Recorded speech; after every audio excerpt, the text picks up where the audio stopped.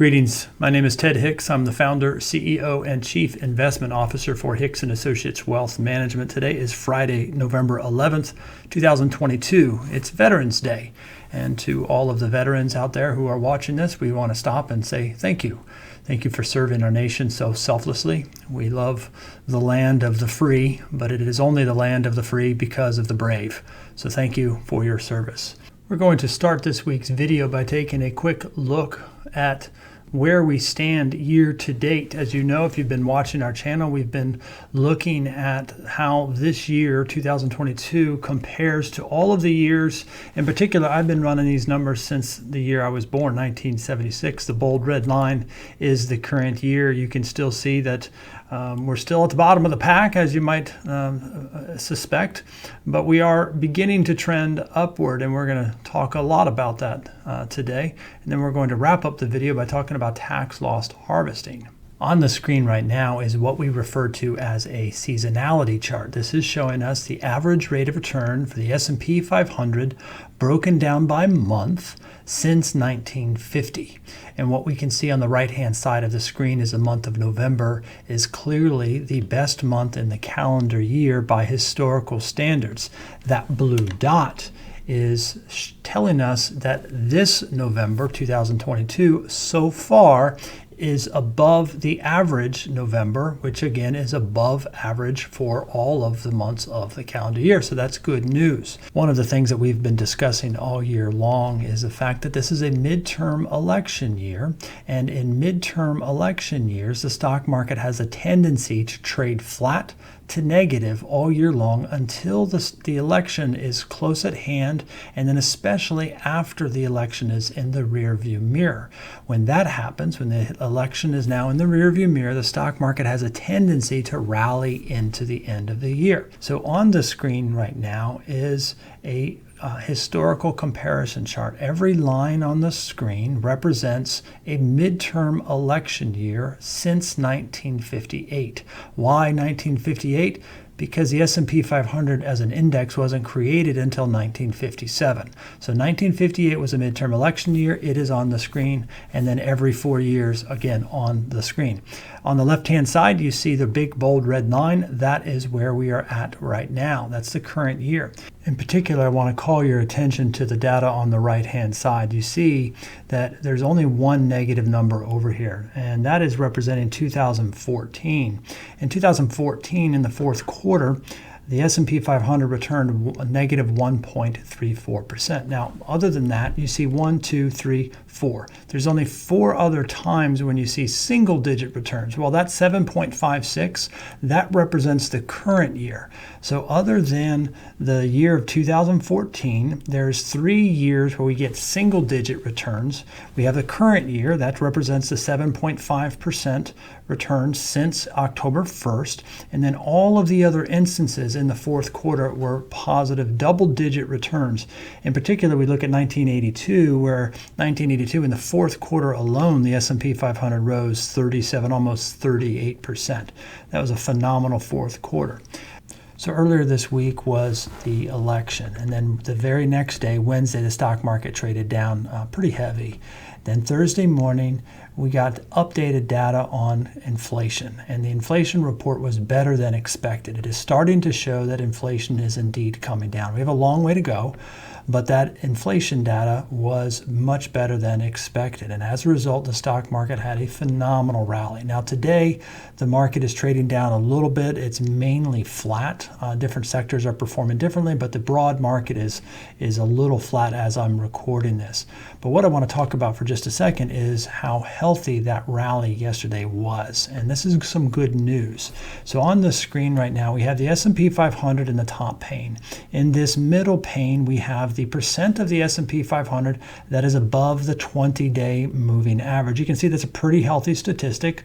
What this is saying is after Thursday's rally, about 90% of the S&P 500 was above the 20-day moving average. It's a very good statistic.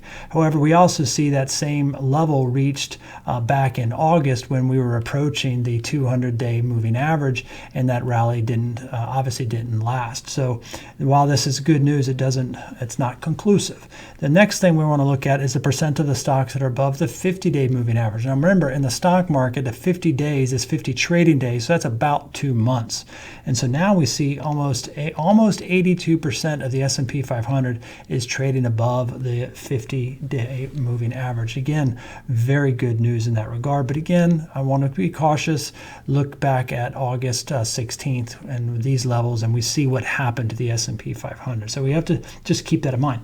However, look at the percent of stocks above the 200-day moving average. As of yesterday's close, we have more than 50% of the S&P 500 is trading above the 200-day moving average. That is very good news. And now if we go back to this same data point, August 15th, we're above that level. So that's a very good news for the S&P 500. We're going to wrap up today's video by talking a little bit about tax loss harvesting and why we think the practice is a little silly.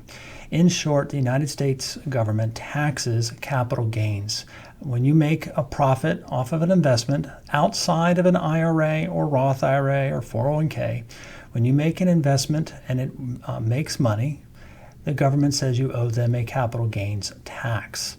Now, conversely, when you lose money on an investment, the government allows you to take that loss and it offsets the gains that you made on other investments.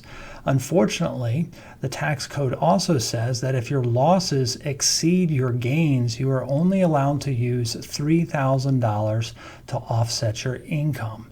So in a year like this, more often than not, people are experiencing losses in their portfolio.